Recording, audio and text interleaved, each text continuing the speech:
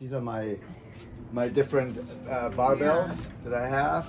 The barbells, bamboo. And then I got how many pulleys? 1, 2, 3. Over there, pulleys. Pulleys. Well, why don't you do a little So you can do demonstration? You've got these carabiners here. This is a whole new That's rig all for a now. gym. Yeah. And these things here, Yeah. here, just like a gym. Just so you know, this is just one small example of, and then I can lift from here with the buckets or the bottles. These are my different barbells.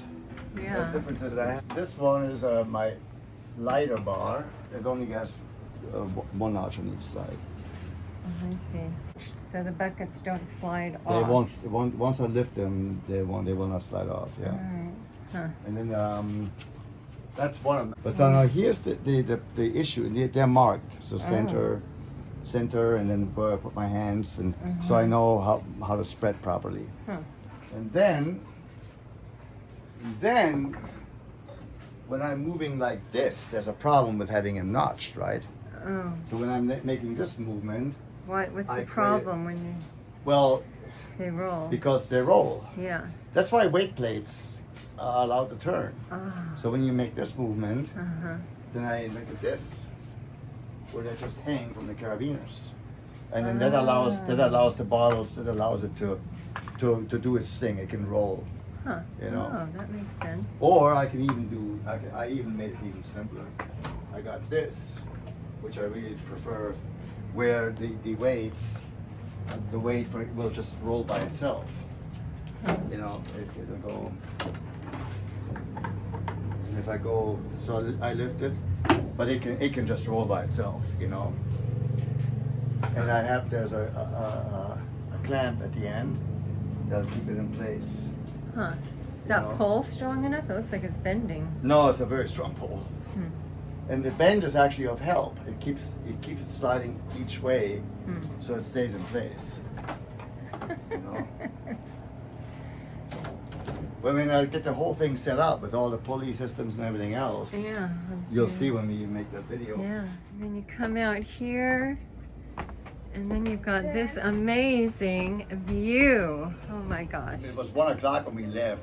Okay. And that's midday heat. Yeah. And by the time I burnt my feet. I mean, I Yeah. go like, whoa, shit! It got a little tough.